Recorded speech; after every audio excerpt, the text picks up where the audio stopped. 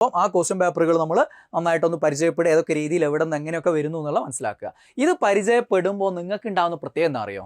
Hi friends, അപ്പോൾ എല്ലാവർക്കും ഈ ഒരു സ്റ്റഡി പ്ലാൻ വീഡിയോയിലേക്ക് സ്വാഗതം. ഇത് നിങ്ങൾക്ക് ഇന്നത്തെ കാലഘട്ടത്തിൽ PSC യുടെ ഒരു മാറിയ സാഹചര്യത്തിൽ ഒരു LPUP പരീക്ഷ ഇപ്പോഴേ നമ്മൾ ശ്രമിക്കേണ്ടതുണ്ട്. കാരണം ആ ഒരു നോട്ടിഫിക്കേഷനൊക്കെ വന്നിട്ട് ശ്രമിച്ചു കഴിഞ്ഞാൽ കിട്ടാത്ത ഇത്തവണത്തെ അതേ അവസ്ഥയായിരിക്കും ഇനിയും ഉണ്ടാവുക. അപ്പോൾ നമ്മളൊരു ലോങ് ടേം സ്റ്റഡി പ്ലാൻ അതിന് വേണ്ടിയിട്ട് ഇപ്പോഴേ ആരംഭിക്കണം. അതിന് നിങ്ങൾക്ക് സഹായിക്കുന്ന രീതിയിലുള്ള ഒരു 5 ഘട്ടങ്ങളായിട്ടുള്ള ഒരു സ്റ്റഡി പ്ലാൻ ആണ്, 5 സ്റ്റെപ്പ് സ്റ്റഡി പ്ലാൻ ആണ്. ഇന്നത്തെ മാറിയ കാലഘട്ടത്തിലുള്ളതാണ്. പണ്ട് PSCക്ക് എങ്ങനെ പഠിക്കണം എന്നുള്ള വീഡിയോ ഒക്കെ ഞാൻ മുമ്പ് ചെയ്തിട്ടുണ്ടായിരുന്നു. എനിക്ക് തോന്നുന്നത് ഏകദേശം ഒരു 1 മില്യൺ അടുത്ത വ്യൂവേഴ്സ് ഉള്ളൊരു വീഡിയോ ആണ്. അതൊക്കെ ചിലപ്പോൾ ഒരു പക്ഷേ നിങ്ങൾ കണ്ടിട്ടുണ്ടാവും. ആ കാലഘട്ടത്തിൽ മാറി, അതിനുശേഷം PSCയിൽ പല മാറ്റങ്ങൾ വന്നു. അപ്പോൾ ആ മാറ്റങ്ങൾക്കനുസരിച്ചുള്ള ഒരു സ്റ്റഡി പ്ലാൻ ആണിത്. അപ്പോൾ ഒന്നാമത്തെ സ്റ്റെപ്പിലേക്ക് നമുക്ക് കിടക്കാം. സ്റ്റെപ്പ് 1 എന്ന് പറയുന്നത് ആദ്യ കാലങ്ങളിലാണെങ്കിൽ കുറേ പ്രീവിയസ് ക്വസ്റ്റ്യൻ പേപ്പർ പഠിക്കുക എന്നുള്ളതാണ്. ഇപ്പോഴും അത് അതേപോലെ ഫോളോ ചെയ്യുന്ന ആളുകളുണ്ട്. ഇനി ആദ്യ ഘട്ടത്തിൽ പ്രീവിയസ് ക്വസ്റ്റ്യൻ പേപ്പർ പഠിക്കുകയല്ല വേണ്ടത്. കാരണം അന്നാണെങ്കിൽ ഒരു 10 കൊല്ലത്തെയൊക്കെ പ്രീവിയസ് ക്വസ്റ്റ്യൻ പേപ്പർ പഠിച്ചാൽ കുറേ ആവർത്തന ചോദ്യങ്ങൾ ഉണ്ടാവുമായിരുന്നു, വലിയൊരു പെർസെൻറ്റേജ് ഉണ്ടാവുമായിരുന്നു. ഇന്ന് ആവർത്തന ചോദ്യങ്ങളുടെ പെർസെൻറ്റേജ് എന്തായിരിക്കും? വളരെ കുറവാണ്. പാറ്റേണുകൾ മാറി, ക്വസ്റ്റ്യൻ പാറ്റേണുകളും രീതികളൊക്കെ മാറിയതുകൊണ്ട് ആവർത്തന ചോദ്യങ്ങൾ വളരെ കുറവേ ഉണ്ടാവുള്ളൂ. അതുകൊണ്ട് ഫസ്റ്റ് സ്റ്റെപ്പിൽ ഒരിക്കലും നിങ്ങൾ പ്രീവിയസിലേക്ക് പോകേണ്ട ആവശ്യമില്ല. നമ്മൾ ആദ്യം ചെയ്യേണ്ടത്, ഇപ്പോൾ PSC ഏറ്റവും കൂടുതൽ ആവർത്തിക്കുന്ന കുറേ ഹോട്ട് ടോപ്പിക്സുകളുണ്ട്. ആ ഹോട്ട് ടോപ്പിക്സുകൾ പഠിച്ചെടുക്കുക എന്നുള്ളതാണ് ആദ്യം ചെയ്യേണ്ടത്. അപ്പോൾ ഈ ഹോട്ട് ടോപ്പിക്സുകൾ ഏതൊക്കെയാണെന്ന് വെച്ച് കഴിഞ്ഞാൽ, ഇന്നത്തെ കാലത്തെ പരീക്ഷകളെ അടിസ്ഥാനമാക്കിയിട്ട് അത് വിശകലനം ചെയ്തിട്ട് ഞാൻ കുറച്ച് ഹോട്ട് ടോപ്പിക്സ് ഇവിടെ പറയുന്നുണ്ട്. ഇത് നമ്മൾ ആദ്യം പഠിച്ചു തുടങ്ങിക്കഴിഞ്ഞാൽ ഗുണം എന്താണെന്ന് വെച്ച് കഴിഞ്ഞാൽ, ഇതിന് ശേഷം നമ്മൾ അടുത്ത സ്റ്റെപ്പിലാണ് നമ്മൾ എന്ത് ചെയ്യുന്നത്, ഈ അടുത്ത കാലത്ത് കഴിഞ്ഞിട്ടുള്ള ക്വസ്റ്റ്യൻ പേപ്പർ ഒന്ന് എടുത്ത് നോക്കുക. അപ്പോൾ നമുക്ക് അറിയുന്ന കുറേ ചോദ്യങ്ങൾ കിട്ടും. അപ്പോൾ നമുക്കൊരു കോൺഫിഡൻസ് കൂടും. ഇങ്ങനെയാണ് പഠിക്കേണ്ടത്, ഇത്രയും കാലം ഞാൻ പഠിച്ച പോലെ ചുമ്മാ ഒന്നും അറിയാതെ ഇവിടെ എന്തൊക്കെയോ പഠിച്ചു അല്ലെ, അങ്ങനെയല്ല പഠിക്കേണ്ടത്, ഇങ്ങനെ സിസ്റ്റമാറ്റിക് ആയിട്ടാണ് പഠിക്കേണ്ടത് എന്നുള്ളൊരു ബോധ്യം നിങ്ങൾക്ക് വരും. അപ്പോൾ ഒന്നാമത്തെ സ്റ്റെപ്പിൽ കുറച്ച് ഹോട്ട് ടോപ്പിക്സും അതിൻ്റെ റിവിഷൻ എക്സാമും, ഓരോ ടോപ്പിക്കായിട്ട് ബന്ധപ്പെട്ട എക്സാമുകളും ഉണ്ടാവും. അത് കൃത്യമായിട്ട് ചെയ്യുക. അത് നിങ്ങൾ വീട്ടിലിരുന്ന് ചെയ്യുകയാണെങ്കിൽ ഇത്തരം ടോപ്പിക്കുകൾ നിങ്ങൾക്ക് എന്ത് ചെയ്യാൻ പറ്റും? വീട്ടിലിരുന്ന് തന്നെ പഠിക്കുക. അതിനുള്ള സജ്ജീകരണം ഞങ്ങൾ തരും. അതായത് നിങ്ങൾക്കിപ്പോൾ ഈ വീഡിയോയുടെ കൂടെ ഒരു ലിങ്ക് ഉണ്ടാവും. ആ ലിങ്കിൽ ക്ലിക്ക് ചെയ്ത് കഴിഞ്ഞാൽ നിങ്ങൾക്ക് ഈ ഹോട്ട് ടോപ്പിക്സുകളുടെ നോട്ട്സ് നിങ്ങൾക്ക് കിട്ടും. ആ നോട്ട്സ് ഉപയോഗിച്ച് നിങ്ങൾക്ക് എന്ത് ചെയ്യാൻ പറ്റും? പഠിക്കാൻ പറ്റും. നിങ്ങൾക്ക് വീട്ടിലിരുന്ന് പഠിക്കാം. ഇനി അതല്ല, അത് പഠിച്ചിട്ട് എൻട്രിയിൽ അതിൻ്റെ എക്സാമുകൾ വേണമെങ്കിൽ നമുക്ക് നടത്താം. നിങ്ങൾ അത്രയും കുറേ പേര് കമൻറ്റ് ചെയ്യുകയാണെങ്കിൽ നമുക്ക് അതിൻ്റെ ഒരു എക്സാം നമുക്ക് വെക്കാം. ഇത്രയും ടോപ്പിക്കുകൾ, ഈ ടോപ്പിക്കുകൾ ബേസ് ചെയ്തിട്ടുള്ള ഒരു റിവിഷൻ എക്സാം നിങ്ങൾ വെക്കണം എന്ന് പറഞ്ഞു കഴിഞ്ഞാൽ ഞങ്ങൾ വെച്ച് തരും. അത് എൻട്രിയിൽ സൗജന്യമായിട്ട് നിങ്ങൾക്ക് ചെയ്യാൻ പറ്റും. യൂട്യൂബിലോ അല്ലെങ്കിൽ ആപ്പിനുള്ളിലോ ആയിട്ട് സൗജന്യമായിട്ട് തന്നെ നിങ്ങൾക്കത് ചെയ്യാനുള്ളൊരു സംവിധാനം വേണമെങ്കിൽ നമുക്ക് ഒരുക്കാം. നിങ്ങൾ പറയുകയാണെങ്കിൽ, നിങ്ങൾ അങ്ങനെ സിസ്റ്റമാറ്റിക് ആയിട്ട് പഠിച്ച് തീർക്കെങ്കിൽ, ആ ഹോട്ട് ടോപ്പിക്സ് പഠിച്ച് തുടങ്ങിയാലുള്ള ഗുണം ഇതാണ് ഞാൻ പറഞ്ഞത്. വളരെ ആവർത്തിക്കുന്ന കുറേ ചോദ്യങ്ങൾ നമ്മുടെ ഉള്ളിലേക്ക് എത്തുന്നു, കുറേ ഏരിയകൾ നമ്മൾ വിശദമായിട്ട് അങ്ങോട്ട് പഠിക്കുന്നു. അപ്പോൾ ഒന്നാമത്തെ സ്റ്റെപ്പ് അതാണ്. അതിൽ ഒരു കുറച്ച് ദിവസത്തെ ടോപ്പിക്കുകൾ, വളരെ കുറച്ച്, അത് ഞാൻ വേഗത്തിലൊന്ന് പറയാം. ഡേ 1 2 ആയിട്ട് ഹാരപ്പൻ സംസ്കാരം പഠിക്കും. കഴിഞ്ഞ എല്ലാ LPUP പരീക്ഷകളും മാറിയ സിലബസിന് ശേഷമുള്ള എല്ലാത്തിലും ചോദ്യമുള്ള ഒരു ടോപ്പിക്കാണ്. ദെൻ വക്കം മൗലവി, നവോത്ഥാന നായകരിൽ വക്കം മൗലവിയെ കുറിച്ച് പഠിക്കുന്നു. ദെൻ ദ്രവബലങ്ങൾ പഠിക്കുന്നു ഫിസിക്സിൽ. ദെൻ ബാങ്കുകൾ, എക്കണോമിക്സിൽ ബാങ്കുകൾ എന്നുള്ള ടോപ്പിക് പഠിക്കുന്നു. ദെൻ ജോഗ്രഫിയിൽ അന്തരീക്ഷം. ദെൻ ഫിസിക്സിൽ ചലനം എന്നുള്ള ടോപ്പിക്കും. ദെൻ കെമിസ്ട്രിയിൽ ലായനികൾ എന്നുള്ള ടോപ്പിക്ക്. ദെൻ INC രൂപീകരണവും പ്രധാന സമ്മേളനങ്ങളും. ഇങ്ങനെ 2 ദിവസമായിട്ട് ഇത്, 2 ദിവസമായിട്ട് ഇത്, ആ രീതിയിൽ 2 ദിവസം വെച്ചിട്ട്. കാരണം നമ്മൾ ലോങ് ടേം ബാച്ച് അല്ലേ, ഇപ്പോൾ തുടക്കമല്ലേ, കുറേ സമയം നമ്മളെ മുന്നിലുണ്ട്. അപ്പോൾ തുടക്കക്കാരായതുകൊണ്ടും അല്ലെങ്കിൽ ഇത്തവണ കിട്ടാതെ പോയവരായാലും ഒരു മറ്റു കാര്യങ്ങളുടെ കൂടെ ചെറിയ രീതിയിൽ കൊണ്ടുപോകുന്ന രീതിയിലാണ് നമ്മൾ ആസൂത്രണം ചെയ്യുന്നത്. നിങ്ങളും അങ്ങനെയാണ് ചെയ്യേണ്ടത്. ഇപ്പോൾ ഹെവി വർക്ക് ചെയ്ത് കഴിഞ്ഞാൽ നമ്മൾ എന്ത് ചെയ്യും? കുറച്ച് ദിവസമേ ചെയ്യുള്ളൂ. ചിലപ്പം 2 ആഴ്ചയൊക്കെ ചെയ്യും, നിർത്തും. കാരണം എന്താ? പരീക്ഷ മുന്നിലില്ലല്ലോ. അപ്പോൾ നമുക്ക് മടുത്തു പോകും. അപ്പോൾ പരീക്ഷ മുന്നിലില്ലാത്ത സമയത്ത് ചെയ്യുന്ന വർക്ക് എന്തായിരിക്കണം? നമുക്ക് ദീർഘകാലം കൊണ്ടുപോകാൻ പറ്റുന്ന രീതിയിലുള്ള കുറച്ച് രീതിയിൽ എന്നുള്ള രീതിയിലുള്ള ഒരു പഠനമായിരിക്കണം നമുക്ക് വേണ്ടത്. അപ്പോൾ അതിന് രീതിയിലാണ് ഇത് ആസൂത്രണം ചെയ്യുക. അതിൻ്റെ കുറച്ച് റിവിഷൻ ഡേ ഉണ്ടാവും, അതിൻ്റെ റിവിഷൻ എക്സാമും ഉണ്ടാവും. അതാണ് സ്റ്റെപ്പ് 2 എന്ന് പറയുന്നത്. ഈ ഇത്രയും ടോപ്പിക്കുകൾ നിങ്ങൾ പഠിച്ചു കഴിഞ്ഞാൽ ഒരു കുറച്ച് ദിവസം നിങ്ങൾക്ക് ഇതൊന്ന് റിവിഷൻ ചെയ്യാനുള്ള സമയം തരും. എന്നിട്ട് അതിനെ ബേസ് ചെയ്തിട്ടുള്ള ഒരു എക്സാം ഉണ്ടാവും. ഈ രീതിയിലാണ് എൻ്റെ LPUP ബാച്ചുകൾ, സ്റ്റാർട്ട് ചെയ്യുന്ന ബാച്ചുകൾ മുന്നോട്ടേക്ക് പോവുക. ഇങ്ങനെയുള്ള സിസ്റ്റമാറ്റിക് പ്ലാൻ ഉണ്ടാവും. ആ പ്ലാൻ അനുസരിച്ചായിരിക്കും ഈ ബാച്ചുകൾ ഓരോന്നും ഇനി അങ്ങോട്ടേക്ക് ഞാൻ LPUP ബാച്ചുകൾ തുടങ്ങുന്നതും കൊണ്ടുപോകുന്നതും. കാരണം ഇങ്ങനെ ഈ രീതിയിൽ സിസ്റ്റമാറ്റിക് ആയിട്ട് പോയാൽ മാത്രമാണ് നമുക്ക് അവസാനം വരെ പോകാൻ പറ്റുള്ളൂ.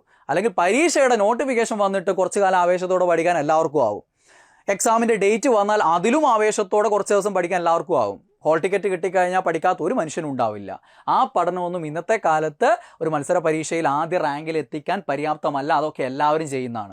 അതിൽ നിന്ന് വ്യത്യസ്തമായിട്ട് വേണം നമ്മൾ മുന്നോട്ടേക്ക് പോകാൻ. Okay, yes. അപ്പം രണ്ടാമത്തെ സ്റ്റെപ്പിൽ എന്ത് ചെയ്യുന്നു? കുറച്ച് റിവിഷൻ ഡേ തരുന്നു, ഇതൊക്കെ റിവൈസ് ചെയ്യുന്നു, അതിൻ്റെ ഒരു എക്സാം അല്ലേ? ഇത്രയും ദിവസം പഠിച്ച കാര്യങ്ങളെ ബേസ് ചെയ്തിട്ടുള്ള എക്സാം അറ്റൻഡ് ചെയ്യുന്നു. അതാണ് ഞാൻ പറഞ്ഞത്. ഇതും കൂടെ വേണമെങ്കിൽ നിങ്ങൾക്ക് യൂട്യൂബിൽ നമുക്ക് ഫ്രീ ആയിട്ട് ചെയ്യാം. നിങ്ങൾ അത്രയും പേര് ഇതിൽ കമൻറ്റ് ചെയ്യുകയാണെങ്കിൽ, അല്ലേ, വളരെ വലിയൊരു ശതമാനം ആളുകൾ കമൻറ്റ് ചെയ്യുകയാണെങ്കിൽ, താല്പര്യം ഉണ്ടെങ്കിൽ നമുക്കത് ഫ്രീ ആയിട്ട് നടത്താനുള്ള സൗകര്യം നമുക്കതിനെപ്പറ്റി ചിന്തിക്കാം. ദെൻ സ്റ്റെപ്പ് 3 എന്ന് പറയുന്നത് മൂന്നാമത്തെ സ്റ്റെപ്പാണ്. നേരത്തെ പറഞ്ഞ പണ്ടത്തെ ഒന്നാമത്തെ step previous year question paper നോക്കൽ. ഇന്നത് നിങ്ങൾ എന്ത് ചെയ്താൽ മതി, ഈ ഒരു LP-UPയുടെ സിലബസ് കുറച്ച് കാലം മുന്നേ മാറി. ഇത്തോട്ട് ലാസ്റ്റ് പരീക്ഷയ്ക്കല്ല, അതിന് മുമ്പ് കുറച്ച് മാറിയിട്ടുണ്ട്. അതിന് മുമ്പ് മാറി ആ സിലബസ് വെച്ചിട്ട് ഒരു 4-5 NCA റിക്രൂട്ട്മെൻറ്റുകളും സ്പെഷ്യൽ റിക്രൂട്ട്മെൻറ്റുകളും നടന്നിട്ടുണ്ട്. ഇപ്പോൾ ചില വിഭാഗത്തിന് വേണ്ടിയിട്ടുള്ള സ്പെഷ്യൽ റിക്രൂട്ട്മെൻറ്റും അതേപോലെ തന്നെ എന്താണ് NCA, അല്ലേ, അതേപോലെയുള്ള നിയമനങ്ങൾ നടന്നിട്ടുണ്ട്. പിന്നെ ഡയറക്റ്റ് റിക്രൂട്ട്മെൻറ്റ് ഇപ്പോൾ ലാസ്റ്റ് നടന്ന LP-യും UP-യും. അപ്പോൾ ഇത്രയും ക്വസ്റ്റ്യൻ പേപ്പറുകൾ നോക്കുക, അത് പരിചയപ്പെടുക എന്നുള്ളതാണ് നമ്മുടെ സ്റ്റെപ്പ് 3 എന്ന് പറയുന്നത്. ആ ക്വസ്റ്റ്യൻ പേപ്പറുകൾ എടുത്ത് വെക്കുക, അതിലെല്ലാത്തിലൂടെയും കടന്നു പോവുക, ഓരോ ചോദ്യങ്ങൾ എവിടെ നിന്ന് വരുന്നു, എത്ര ഡെപ്തിൽ വരുന്നു, എങ്ങനെയൊക്കെ ചോദിക്കുന്നു എന്നൊക്കെയുള്ള കാര്യങ്ങൾ മനസ്സിലാക്കുക. അല്ലാതെ ഒരു ചോദ്യം നോക്കുന്നു, ആ ചോദ്യത്തിന് അനുബന്ധ വസ്തുക്കൾ പഠിക്കുന്നു, അടുത്ത ചോദ്യം നോക്കുന്നു, അനുബന്ധ വസ്തുക്കൾ പഠിക്കുന്നു. ആ പഠനത്തിന് ഇന്നത്തെ കാലത്ത് പ്രസക്തിയില്ല മക്കളെ, പ്രസക്തിയില്ല, എഴുതി വെച്ചോ. കാരണം പണ്ടെന്താ, ഇങ്ങനെയുള്ള ഇമ്പോർട്ടൻറ്റ് കാര്യങ്ങൾ മാത്രമേ ചോദിക്കൂ, അത് തന്നെ ആവർത്തിച്ച് ചോദിക്കും. അപ്പോൾ ക്വസ്റ്റ്യൻ പേപ്പറിലെ ക്വസ്റ്റ്യൻ തന്നെ പഠിച്ചാൽ തന്നെ വലിയൊരു ശതമാനം കിട്ടും. അതിൻ്റെ റിലേറ്റഡ് ഫാക്ട്സ് ആയിരിക്കും ചിലപ്പോൾ ഇതല്ലെങ്കിൽ അടുത്ത പരീക്ഷ ചോദിക്കുന്നത്. അപ്പോൾ അത് പഠിച്ചാൽ കുറേ കിട്ടും. ഇപ്പോൾ ഇന്നത്തെ സ്ഥിതി അതല്ല, കാലഘട്ടം മാറി. ഇന്ന് സിലബസിൽ എന്താണുള്ളത് അത് കംപ്ലീറ്റ് തീർക്കുക, എന്നിട്ടേ ആ രീതിയിലുള്ള ഒരു പഠനം ഉള്ളൂ. ഒരു പെർഫെക്ഷൻ ലെവലിലേക്ക് എത്തിക്കാൻ വേണ്ടി നമുക്ക് പഴയ ക്വസ്റ്റ്യൻ പേപ്പറുകളൊക്കെ വേണമെങ്കിൽ നോക്കാം. ഇന്നാണെങ്കിൽ PSCയുടെ പാറ്റേൺ മാറിയത് കൊണ്ട് LP-UP പരീക്ഷ അതിനുശേഷം നടന്നത് മാത്രമേ പ്രാധാന്യമുള്ളൂ. അതിന് മുമ്പുള്ള ക്വസ്റ്റ്യൻ പേപ്പറിലുള്ള പഴയ രീതിയിലുള്ള ചോദ്യ പേപ്പറുകൾക്ക് ഇന്ന് പ്രസക്തി ഇല്ല. ഓക്കെ, അപ്പോൾ ഇതാണ് ആ ഒരു സ്റ്റെപ്പ് 3 എന്ന് പറയുന്നത്. അപ്പം ആ ക്വസ്റ്റ്യൻ പേപ്പറുകൾ നമ്മൾ നന്നായിട്ടൊന്ന് പരിചയപ്പെടുക, ഏതൊക്കെ രീതിയിൽ എവിടെ നിന്ന് എങ്ങനെയൊക്കെ വരുന്നു എന്നുള്ള മനസ്സിലാക്കുക. ഇത് പരിചയപ്പെടുമ്പോൾ നിങ്ങൾക്ക് ഉണ്ടാകുന്ന പ്രത്യേകം എന്താ അറിയോ, നിങ്ങളത് കാണുന്നു, നിങ്ങൾ ഓൾറെഡി പഠിച്ച ഹോട്ട് ടോപ്പിക്സ് എന്നുള്ള കുറേ ചോദ്യങ്ങൾ വന്ന് കിടക്കുക. അപ്പോൾ നമ്മുടെ കോൺഫിഡൻസ് കൂടും. ഇതാണ്, ഇങ്ങനെയാണ് പഠിക്കേണ്ടത്, അത് തിരിച്ചറിയും നിങ്ങളന്ന്. അപ്പോൾ നിങ്ങൾക്ക് മുന്നോട്ട് പോകാനുള്ളൊരു ഊർജ്ജം കിട്ടും. അതല്ലാതെ നിങ്ങൾ ഇങ്ങനെ എന്തോ ഒരു പുസ്തകം വാങ്ങി വെച്ചിട്ടുണ്ട്, ആദ്യ പേജ് മുതൽ ഇങ്ങനെ വായിച്ചു പോവുകയാണ്, നിങ്ങൾ പഠിക്കുന്നൊന്നും എവിടെയും കാണുന്നില്ല, ഒരു ചോദ്യപേപ്പറിലും കാണുന്നില്ല. അപ്പോൾ നമ്മൾ എന്ത് ചെയ്യും, അടുത്ത് നിർത്തി പോകും. അതാണ് ഭൂരിപക്ഷം ഉദ്യോഗാർത്ഥികൾക്കും പറ്റുന്നത്. അത് പറ്റാതിരിക്കാനാണ് ഞാൻ ഈ രീതിയിൽ സ്റ്റഡി പ്ലാൻ ക്രമീകരിക്കുന്നത്. ദെൻ സ്റ്റെപ്പ് 4 എന്ന് പറയുന്നത്, അത് നമ്മൾ ഈ ഹോട്ട് ടോപ്പിക്സ് പഠിച്ചു, പ്രീവിയസ് നോക്കി, ക്വസ്റ്റിൻ്റെ പാറ്റേണുകൾ എങ്ങനെയൊക്കെയാണെന്ന് മനസ്സിലാക്കിയതിന് ശേഷം നമ്മൾ കംപ്ലീറ്റ് സിലബസിലേക്ക് കടക്കുകയാണ്. ആ സിലബസ് നമ്മൾ നല്ല ഡെപ്തിൽ പഠിച്ചു തീർക്കേണ്ടതുണ്ട്. സിലബസിലുള്ള ഓരോ ഏരിയകളും വിശദമായിട്ട് പഠിച്ചു തീർക്കേണ്ടതുണ്ട്. അപ്പോൾ അത് ഓരോ വിഷയത്തിലും ഓരോ പ്രത്യേകം ദിവസങ്ങളിൽ ഓരോ പ്രത്യേക ടോപ്പിക്കുകളായിട്ട് നമ്മൾ പഠിച്ചു തീർക്കും. അത് പഠിച്ചു തീർക്കുമ്പോൾ ഒരു ദിവസം ഇത്തിരി ഫിസിക്സ്, ഇത്തിരി കെമിസ്ട്രി, ഇത്തിരി ജോഗ്രഫി, ഇത്തിരി ഹിസ്റ്ററി. ആ കാലഘട്ടം മാറി. പഴയ രീതിയിലുള്ള ഒരു ചോദ്യം 4 ഓപ്ഷൻ, ആ പാറ്റേണിലുള്ള ചോദ്യ പേപ്പറുകൾക്കാണ് ആ രീതിയിലുള്ള പഠനം. അതൊരു ക്വിസിനൊക്കെ വേണ്ടി പഠിക്കുന്ന പോലെ. ഇന്നതല്ല. ഇന്നെന്താണ്, നല്ല രീതിയിൽ കാര്യങ്ങൾ കൺസെപ്റ്റ് അറിഞ്ഞ് മനസ്സിലാക്കി പഠിക്കണം. അങ്ങനെ പഠിക്കുകയാണെങ്കിൽ ആ എടുത്തു വെച്ച ടോപ്പിക് ആ രീതിയിൽ പഠിച്ച് തീർത്തിട്ട് അടുത്തയിലേക്ക് പോകാവുള്ളൂ. അല്ലാതെ ചുമ്മാ മടുക്കുന്ന സമയത്ത് പഠിക്കാൻ സുഖം അതായിരിക്കും, പക്ഷേ അതല്ല ഇന്നത്തെ കാലഘട്ടം ആവശ്യപ്പെടുന്നത്. അത് മനസ്സിലാക്കുക. ഓക്കെ, ആ രീതിയിൽ സിലബസ് അനുസരിച്ച് നന്നായിട്ട് പഠിക്കുക, അതിൻ്റെ റിവിഷൻ എക്സാം അറ്റൻഡ് ചെയ്യുക. ഇപ്പോൾ എൻ്റെ കൂടെയുള്ള ഒരു LP-UPയുടെ ലോങ് ടേം ബാച്ച് ആണെങ്കിൽ ഓരോ ദിവസമുള്ള ടോപ്പിക്കായിട്ട് ബന്ധപ്പെട്ട് അവിടെ എക്സാം ഉണ്ടാവും. ആ എക്സാമിൽ നിർബന്ധമായിട്ട് അറ്റൻഡ് ചെയ്യണം. ചുമ്മാ പഠിച്ചാൽ മാത്രം പോരാ, പഠിക്കുക, റിവിഷൻ ചെയ്യുക, ഇതൊക്കെ എല്ലാവരും ചെയ്യുന്നതാണ്. അവസാനം റാങ്കുകളിൽ നിങ്ങൾ വ്യത്യസ്തരാകുന്നത് നിങ്ങൾ എത്രത്തോളം എക്സാം എഴുതി ശീലിച്ചിട്ടുണ്ട് എന്നതിൽ നിന്നായിരിക്കും. കാരണം എന്താ, അതിനനുസരിച്ച് നിങ്ങളുടെ സ്പീഡ് കൂടും, അക്യുറസി കൂടും. അപ്പോൾ ആ പരീക്ഷയിൽ നിങ്ങൾക്ക് നന്നായിട്ട് പെർഫോം ചെയ്യാൻ പറ്റും. അവസാന ഘട്ടത്തിൽ അത് മാത്രമായിരിക്കും വ്യത്യാസം എന്ന് പറയുന്നത്. കാരണം ഇപ്പോൾ LP-UPയുടെ ഈ വരാൻ പോകുന്ന റാങ്ക് ലിസ്റ്റ് ഉണ്ടല്ലോ, ആ റാങ്ക് ലിസ്റ്റ് എടുത്ത് നോക്കിയാൽ നിങ്ങൾ 1ാം റാങ്ക് കാരണം ആ ലിസ്റ്റിൽ ലാസ്റ്റ് ഉള്ളത് 300 400 എന്ന് വിചാരിക്കുക. 400 ആമനും ഇവർ രണ്ടുപേരും ഒരു പക്ഷേ നിങ്ങൾക്ക് അറിയുന്നവരാണെങ്കിൽ എന്ന് വിചാരിക്കുക, നിങ്ങളെ കൂടെ ഒരുമിച്ച് പഠിച്ച, നിങ്ങൾ പഠിച്ച സെൻറ്ററിൽ ഒരുമിച്ച് പഠിച്ച ആളാണെന്ന് വിചാരിച്ചോ. അപ്പോൾ ഈ 1ആമനും ഈ പറയുന്ന 400 ആമനും തമ്മിൽ ഒരു വ്യത്യാസം ഉണ്ടാവില്ല. ചിലപ്പോൾ രണ്ടാൾ ഒരേ ലെവലിലായിരിക്കും, ഒരേ ബുദ്ധിയും ഒരേ ഓർമ്മശക്തിയൊക്കെയുള്ള ആളാണെന്ന് വിചാരിച്ചോ നിങ്ങൾ. അങ്ങനെ തന്നെ ഉണ്ടാവും. ഒരു പക്ഷേ ചിലപ്പോൾ ഈ 1ാം റാങ്ക് നേടുന്ന വിചാരിച്ച ആളായിരിക്കും ഈ 500 കിടക്കുന്നത്. ചിലപ്പോൾ പിറകിലേതെങ്കിലും അല്ലെങ്കിൽ 100-നുള്ളിലോ അല്ലെങ്കിൽ 200-300 ഒക്കെ ആവുന്ന വിചാരിച്ച ആളായിരിക്കും ഒന്ന് കിടക്കുന്നുണ്ടാവുക. അതാണ് വ്യത്യാസം. അപ്പോൾ ഇവരൊക്കെ ഏകദേശം ഒരേപോലെ തുല്യരായിട്ടുള്ള ആളുകളാണ്. അവസാനം അവരെ വ്യത്യസ്തരാക്കുന്നത് പരീക്ഷാ ഹാളിൽ അവർ എത്ര നന്നായി പെർഫോം ചെയ്തു എന്നുള്ളതാണ്. അത് നടക്കണമെങ്കിൽ നമ്മൾ ഓരോ ഘട്ടത്തിലും എക്സാം എഴുതി ശീലിക്കണം. ചുമ്മാ ഇങ്ങനെ പഠിച്ചാൽ മാത്രം പോരാ, റിവിഷൻ ചെയ്താൽ മാത്രം പോരാ. ഓരോ ഏരിയയിൽ നിന്നുള്ള ചോദ്യങ്ങൾ എഴുതി ചോദ്യങ്ങൾ അടങ്ങിയ പരീക്ഷകൾ എഴുതി ശീലിക്കണം. ചോദ്യങ്ങൾ മനസ്സിലുണ്ടാക്കി ശീലിക്കണം. ഇങ്ങനെയൊക്കെ ചോദ്യങ്ങൾ വരാം. അതിനാണ് നമ്മൾ ക്വസ്റ്റ്യൻ പാറ്റേണുകളൊന്ന് തൊട്ട് മുമ്പത്തെ സ്റ്റെപ്പിൽ മനസ്സിലാക്കിയിട്ടുള്ളത്. ആ രീതിയിലുള്ള ഓരോ പാറ്റേൺ ക്വസ്റ്റ്യൻസും ഒരു 20-ൽ പരം പാറ്റേണുകൾ ഇന്ന് PSC ചോദിക്കുന്നുണ്ട്. അതിൻ്റെ ഒരു വീഡിയോ ഒക്കെ ഞാൻ യൂട്യൂബ് ചെയ്തിട്ടുണ്ട്. 20 PSC പാറ്റേൺസ് ഇൻ എൻട്രി ആപ്പിനോ സുജേഷ് പുറക്കാടിനോ അടിച്ചു നോക്കിയാൽ നിങ്ങൾക്ക് കിട്ടും. അതൊന്ന് കാണുക. ആ പാറ്റേണിലുള്ള ചോദ്യങ്ങൾ ഇങ്ങനെ ചോദിച്ചുകൊണ്ടിരിക്കും. അപ്പോൾ ചോദ്യങ്ങൾ ഉണ്ടാക്കി ശീലിക്കുക, എക്സാം എഴുതി ശീലിക്കുക, ദെൻ ലോജിക്കൽ കറക്കി കുത്ത് ശീലാക്കുക. അത് തുടക്കത്തിലേ ചെയ്തു പോകണം. എന്നാലാണ് പരീക്ഷാ ഹാളിൽ പെർഫെക്റ്റ് ആയിട്ട് അത് ചെയ്യാൻ പറ്റുള്ളൂ. നമ്മൾ എല്ലാം അറിഞ്ഞാൽ മാത്രമേ ഒരു ചോദ്യം 5 സ്റ്റേറ്റ്മെൻറ്റ് ഉണ്ട് അല്ലെങ്കിൽ 4 സ്റ്റേറ്റ്മെൻറ്റ് ഉണ്ട്, 4 സ്റ്റേറ്റ്മെൻറ്റും വ്യക്തമായി അറിഞ്ഞാലേ ഞാനതിന് ഉത്തരം എഴുതൂ എന്നുള്ള വാശി ഉണ്ടാവരുത്. ആ വാശി ഇല്ലാതെ ഉത്തരം ശരിയാക്കണമെങ്കിൽ നമ്മളിത് ശീലിക്കണം. ലോജിക്കൽ കറക്കി കുത്തെന്നാണെന്ന് വിശദമായിട്ട് അതെങ്ങനെ ചെയ്യാമെന്നും ഒക്കെയുള്ള കാര്യങ്ങളൊക്കെ എത്രയോ വീഡിയോസ് ഞാൻ ചെയ്തിട്ടുണ്ട് യൂട്യൂബിൽ. ഞാൻ വന്ന് 5 കൊല്ലം കഴിയാനായി, 5-6 കൊല്ലം ആകാനായി. ആ കാലഘട്ടം മുതൽ ഇങ്ങോട്ടേക്ക് പല സമയത്തായിട്ട് പല വീഡിയോകൾ ചെയ്തിട്ടുണ്ട്. തുടക്കത്തിൽ തന്നെ യൂട്യൂബിൽ ഫസ്റ്റ് എന്നുള്ള രീതിയിൽ കേരള PSC ആദ്യമായിട്ട് നമ്മൾ ലോജിക്കൽ കറക്കി കുത്ത് വീഡിയോ 2019 20 എങ്ങാനാണ് ഞാൻ ചെയ്തത്. അപ്പോൾ ആ വീഡിയോ അതിന് ശേഷമുള്ള പല വീഡിയോ ഉണ്ട്. ആ വീഡിയോയ്ക്ക് ഒന്ന് കാണുക, എന്നിട്ട് അത് ശീലമാക്കി മാറ്റുക. അതിപ്പോൾ ശീലമാക്കിയാലേ നിങ്ങൾക്ക് പരീക്ഷാ ഹാളിൽ ചെയ്യുമ്പോൾ തെറ്റ് കുറയുള്ളൂ. ആദ്യ കാലങ്ങളിൽ അങ്ങനെ ചെയ്യുമ്പോൾ നമുക്ക് തെറ്റുകളായിരിക്കും കൂടുതലുണ്ടാവുക. പിന്നെ കാലങ്ങളിൽ നമ്മൾ അറിവ് കൂടുന്നതിനനുസരിച്ച്, നമുക്ക് അതിലുള്ള പരിചയം കൂടുന്നതിനനുസരിച്ച്, നമ്മൾ അതിലുള്ള അക്യുറസി കൂടുന്നതിനനുസരിച്ച് നമുക്ക് ശരി കൂടുതലും തെറ്റ് കുറവായിട്ട് വരും. അങ്ങനെയാണ് ഒരു യഥാർത്ഥ റാങ്ക് ജേതാവ് ജനിക്കുക. എല്ലാം അറിയുന്ന ചോദ്യം മാത്രമല്ല ആൻസർ ചെയ്യുക, ഓപ്ഷൻ നോക്കിയിട്ടും ആ ഒരു സ്റ്റേറ്റ്മെൻറ്റുകളിലെ സാധ്യതകൾ കാര്യങ്ങൾ നോക്കിയിട്ടും ഒക്കെ നമുക്ക് ആൻസർ ചെയ്യാൻ പറ്റും. ആ ഒരു ശീലം ഇപ്പോഴേ കൊണ്ടുവരിക. ഇത്തരം എക്സാമുകൾ അത് അപ്ലൈ ചെയ്ത് ശീലിക്കുക. അങ്ങനെ ആകുമ്പോൾ യഥാർത്ഥ പരീക്ഷയിൽ അപ്ലൈ ചെയ്യുന്ന സമയത്ത് നമുക്ക് മാക്സിമം മാർക്ക് കൂടുതലായിട്ട് സ്കോർ ചെയ്യാൻ പറ്റും. അപ്പോൾ അതാണ് സ്റ്റെപ്പ് 4 എന്ന് പറയുന്നത് സിലബസ് വ്യക്തമായിട്ടുള്ള പഠനം. അതിൻ്റെ ഒരു കുറച്ച് ദിവസത്തെ സ്റ്റഡി പ്ലാനാണ് ഞാനിവിടെ ഒരു ഡെമോ കാണിച്ചിരിക്കുന്നത്. നമ്മളെ സ്റ്റഡി പ്ലാൻ മുന്നോട്ട് പോകുന്നതിൻ്റെ ഒരു ഡെമോ ആണ്. അപ്പോൾ ആദ്യത്തെ 2 ദിവസമായിട്ട് നമ്മൾ അളവുകളും യൂണിറ്റുകളും എന്നുള്ള ഫിസിക്സിലെ 1ാമത്തെ ടോപ്പിക്ക് അത് പഠിക്കും നമ്മൾ. പിന്നെ ഡേ 3, 4 ഭിന്നസംഖ്യകൾ, മാത്സിലെ ഒരു ഫസ്റ്റ് ടോപ്പിക്കായിട്ട് ഭിന്നസംഖ്യകൾ പഠിക്കും. ദെൻ ഇതിനൊക്കെ നിങ്ങൾക്ക് അഡീഷണൽ ഡേ വേറെ ഉണ്ടാവും കേട്ടോ, റിവിഷൻ ഡേയും കാര്യങ്ങളൊക്കെ ആയിട്ട്. ഡേ 5 നമ്മൾ സൈക്കോളജി തുടങ്ങി വെക്കും. സൈക്കോളജിയുടെ ഒരു ഇൻട്രൊഡക്ഷൻ ക്ലാസ്സും കാര്യങ്ങളൊക്കെ ആയിട്ട് ക്ലാസ്സുകൾ ഉണ്ടാവും. ഡേ 6 and 7 നമ്മൾ ഇംഗ്ലീഷിൻ്റെ ഫസ്റ്റ് പാർട്ടായിട്ട് ഇംഗ്ലീഷിൻ്റെ ആദ്യ ടോപ്പിക്കായിട്ട് പഠിക്കും. അത് ടെൻസ് ആൻഡ് ടൈം എന്നുള്ള ടോപ്പിക്കാണ്. അതേപോലെ തന്നെ അടുത്ത 2 ദിവസമായിട്ട് നമ്മൾ മലയാളത്തിൻ്റെ ഫസ്റ്റ് ടോപ്പിക്ക് പദശുദ്ധി, സന്ധി കാര്യങ്ങളൊക്കെ ഉൾപ്പെടെയുള്ള പദശുദ്ധി എന്നുള്ള ടോപ്പിക്ക് പഠിക്കും. ദെൻ ഡേ 10 നമ്മൾ ഭരണഘടനയുടെ ഫസ്റ്റ് ടോപ്പിക്കായിട്ട് ഭരണഘടനയുടെ അടിസ്ഥാന സവിശേഷതകൾ എന്നൊക്കെയുള്ള ബേസിക് ആയിട്ടുള്ള കാര്യങ്ങൾ പഠിക്കും. അങ്ങനെ നമ്മൾ തുടങ്ങിയിട്ട് 10 ദിവസം എത്തുമ്പോൾ ഈ ഒരു 1 മുതൽ 10 ദിവസം വരെയുള്ള ബേസ് ചെയ്തിട്ടുള്ള ഒരു എക്സാമാണ് അടുത്ത ഘട്ടത്തിൽ ഉണ്ടാവുക. ഈ 10 ടോപ്പിക്കുകൾ പഠിച്ചിട്ട് അതിൻ്റെ ഒരു എക്സാം.